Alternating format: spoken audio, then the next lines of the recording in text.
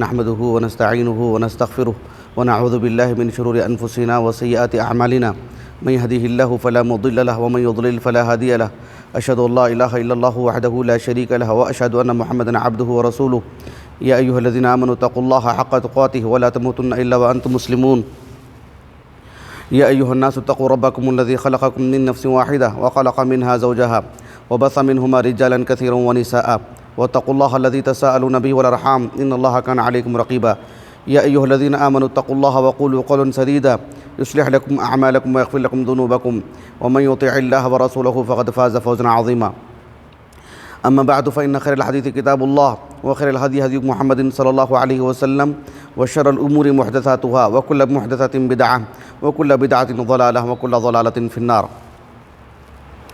حاضرین جمعہ، آج کے اس جمعہ میں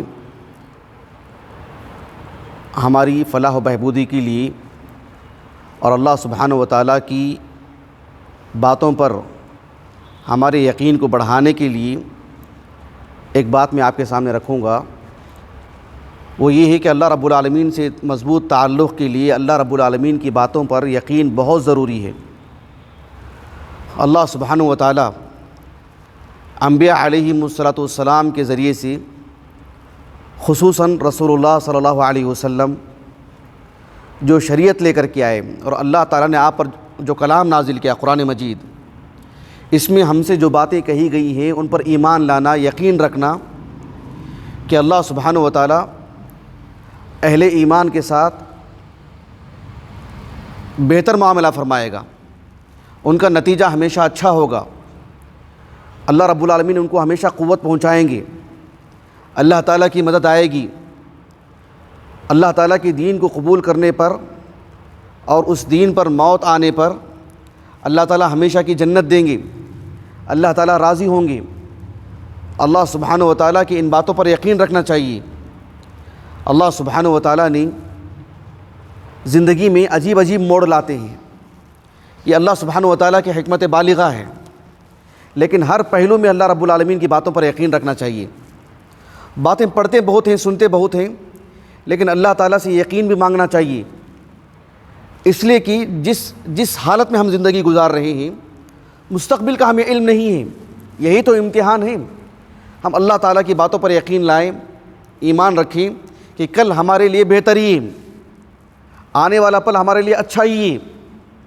اللہ تعالیٰ کی ان باتوں پر یقین رکھنا یہ بہت بڑی قوت ہے اور بہت بڑی توفیق ہے. آپ دیکھیں قرآن مجید کی بیشتر صورتیں ایسی ہیں جن کے آغاز ہی میں اللہ رب العالمین نے اس بات کو کہہ دیا کہ یہ آیتیں، یہ باتیں ہدایت کا ذریعہ ہیں، خوشخبری کا ذریعہ ہیں. لیکن کن لوگوں کے لیے اللہ تعالیٰ نے صورتوں کے آغاز ہی میں صاف طور پر بیان فرما دیا، یہ اہل یقین کے لیے جن کے دلوں میں اللہ رب العالمین کی باتوں پر یقین ہے. جو اللہ تعالیٰ کی باتوں پر یقین نہیں رکھتے ہیں انہیں کسی بھی طرح کی بات کہہ دیں اس کا مذاق اڑائیں گے، اس کی اہمیت نہیں رہے گی، ان کے پاس اہمیت نہیں دیں گے اس کو. سورۃ البقرہ دیکھیں آپ، سورۃ البقرہ اگر کوئی پڑھ لیتا، اس کے معنی مفہوم کو جان لیتا تو صحابہ کے نزدیک وہ بہت بڑے عالم ہوتے، بہت بڑے عالم مانے جاتے. اگر کسی نے سورۃ البقرہ اور سورۃ آل عمران پڑھ لیے ہوں اس کے معنی مفہوم کے ساتھ، اس کی گہرائی کے ساتھ، سمجھا جاتا کہ یہ بہت بڑے عالم دین ہیں.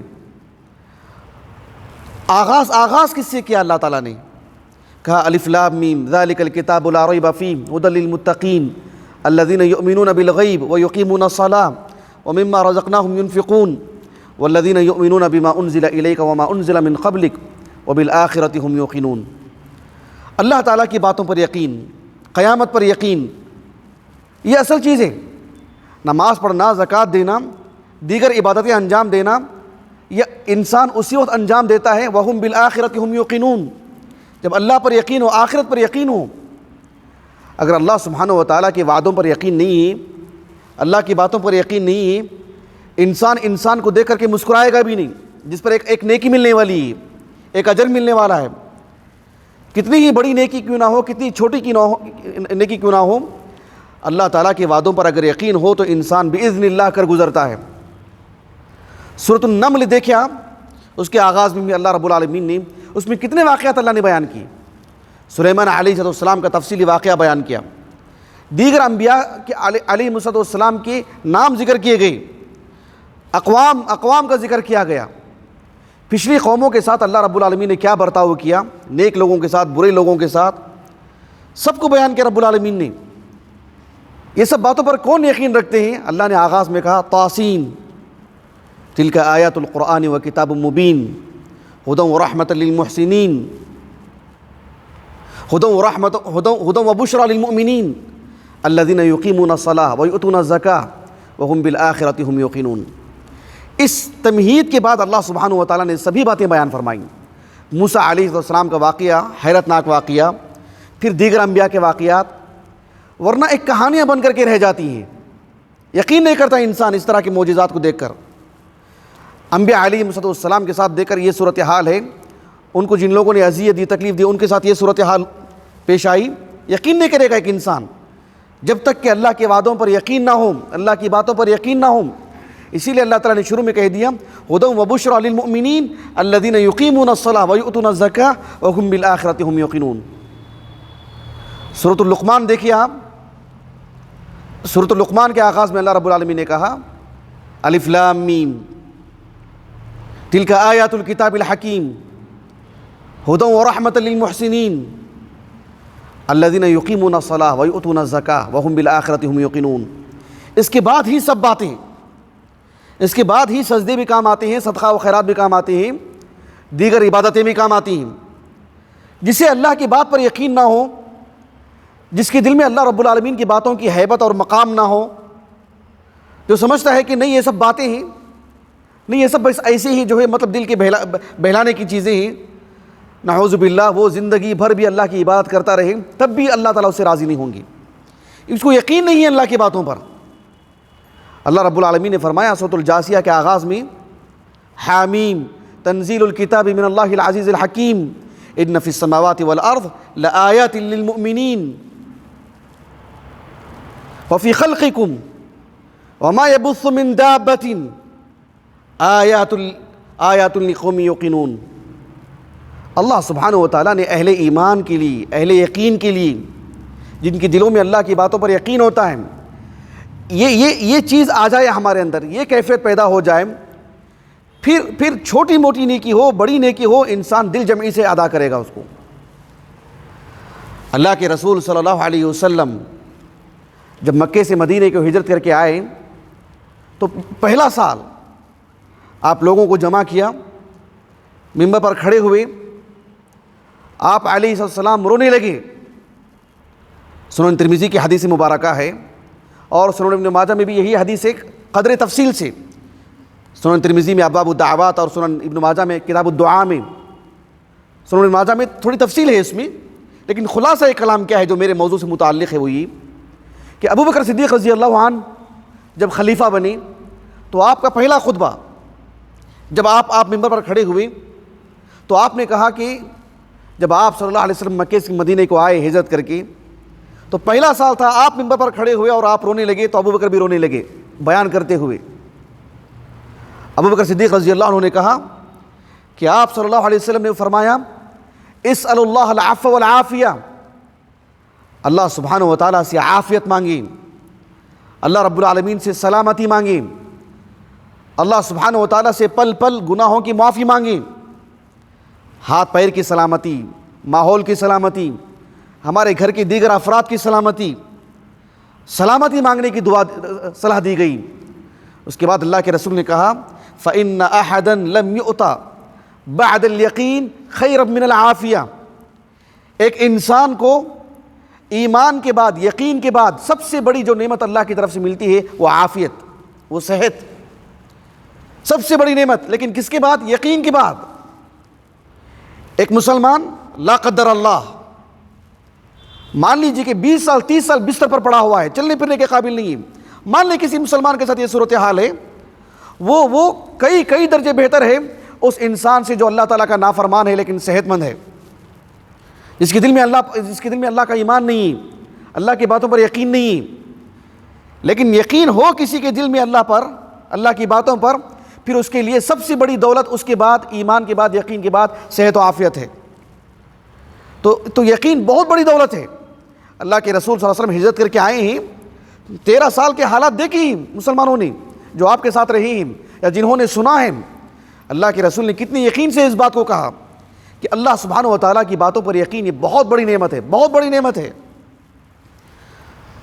یہ جو حدیث ہے اللہ کے رسول کی, ایک عالم دین ہے حافظ ابو بکر ابن ابی دنیا, عبداللہ ابن محمد نام تھا ان کا, لیکن علمی دنیا میں ابن ابی دنیا سے معروف ہیں. خلفائے عباسیہ تھے نہیں, ان کے آل اولاد کی تربیت کرتے تھے, وہ ان کے لیے کتابیں لکھی, مؤدب تھے. ان کے 281 ہجری سنہ وفات ہے ان کا. ان کی کتاب ہے الیقین, کئی کتابیں لکھی انہوں نے چھوٹی موٹی, اس میں بھی انہوں نے اس روایت کو لے کر کے آئے ہیں.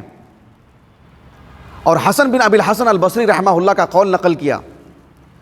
حسن بن ابی الحسن البصری رحمہ اللہ 110 ہجری سنہ وفات ہے ان کا, علماء بصرہ کی محترم شخصیات میں سے, عظیم المرتبہ عالم دین.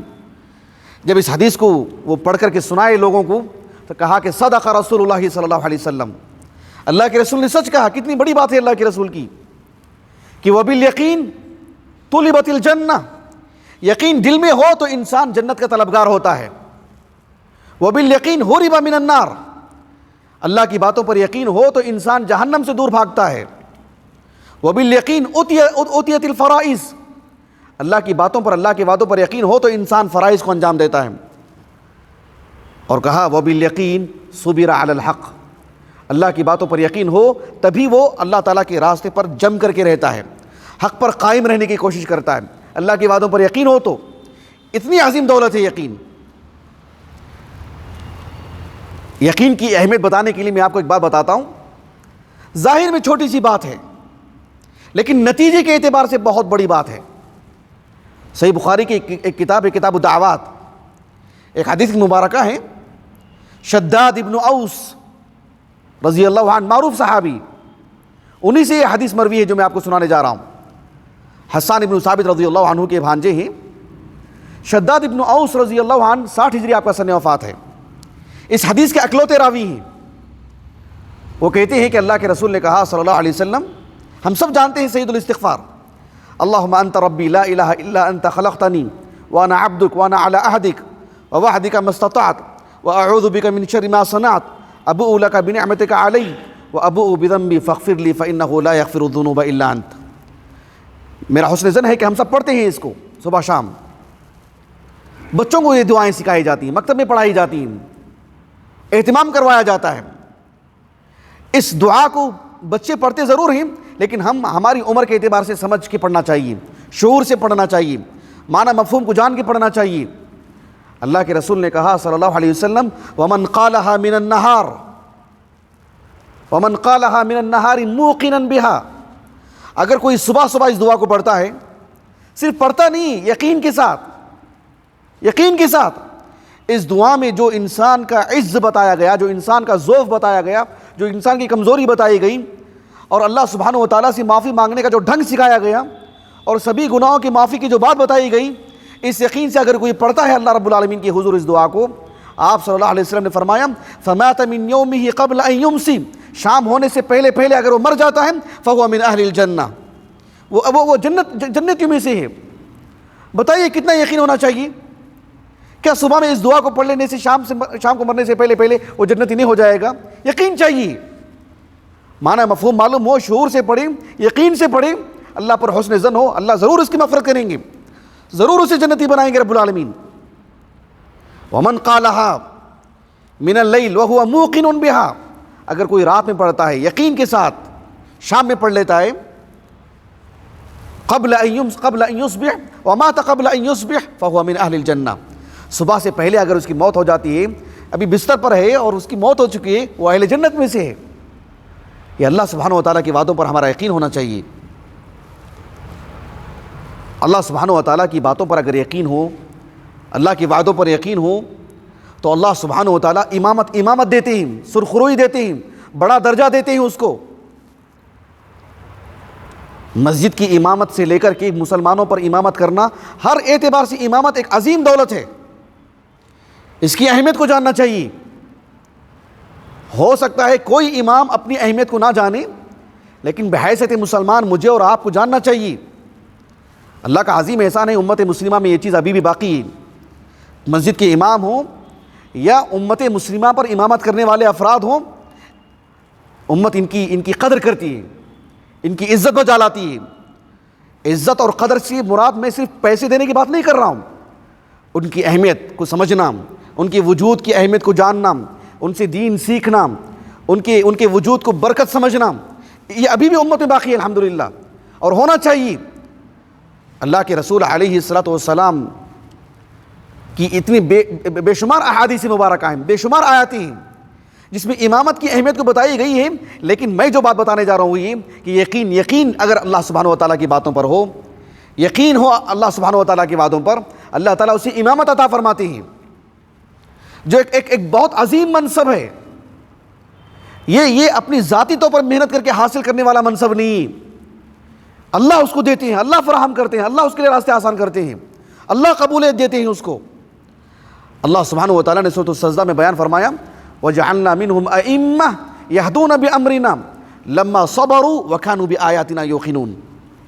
اللہ سبحانہ و تعالیٰ نے سورۃ السجدہ کے اواخر میں اس آیت کریمہ میں بیان فرمایا، ہم نے ان کو ہم نے امام بنایا۔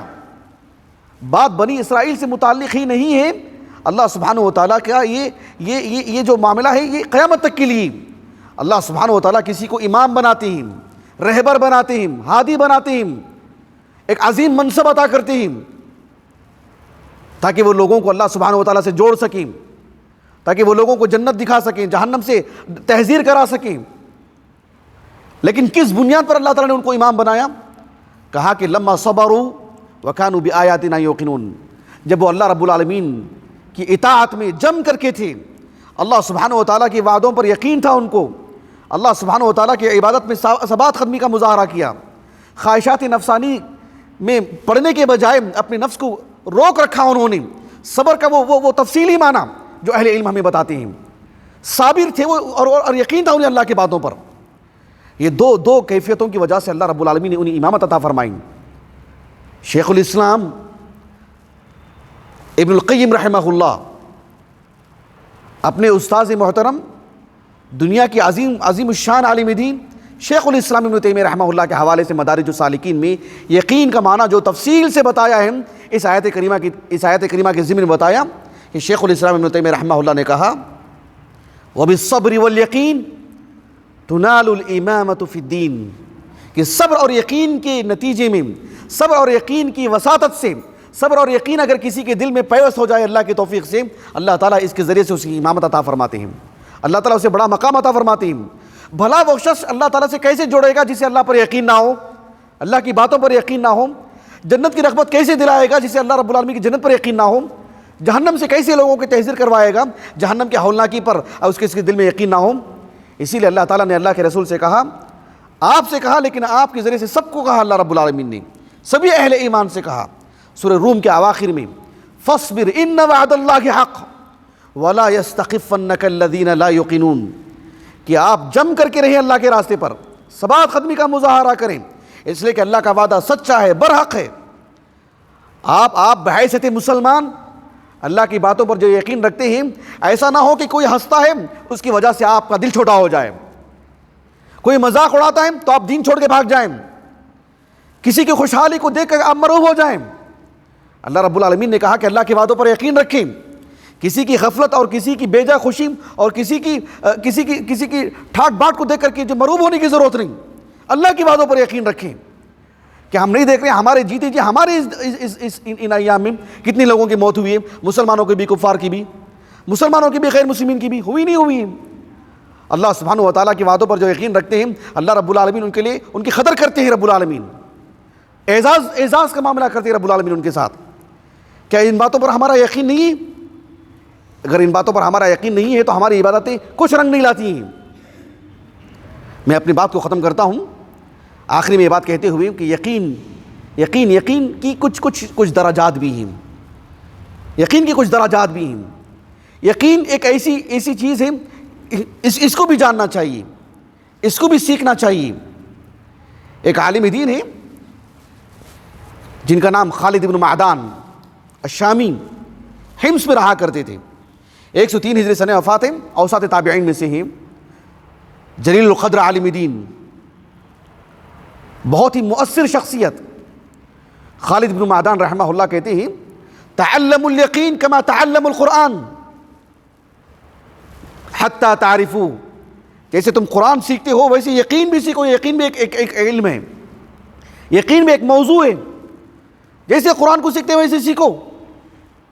یقین کس چیز کا نام ہے, یقین کیسے پیدا ہوتا ہے, اور یقین کے درجات کیا ہیں, ہم یقین کیسے اپنے دل میں بسائیں, اللہ کی باتوں پر یقین کس چیز کو کہتے ہیں, ایک موضوع کے تحت سیکھنا چاہیے, معلوم کرنا چاہیے. خالد بن معدان رحمہ اللہ کا یہ قول ابو بکر ابن ابی دنیا رحمہ اللہ نے اپنی کتاب الیقین میں ذکر کیا ہے. قرآن مجید میں یقین کے 3 درجات بتائے ہیں. 2 تو سورۃ التکاثر میں اللہ تعالیٰ نے کہا کلا لو تعلمون علم الیقین. اللہ سبحانہ و تعالیٰ نے ایک تو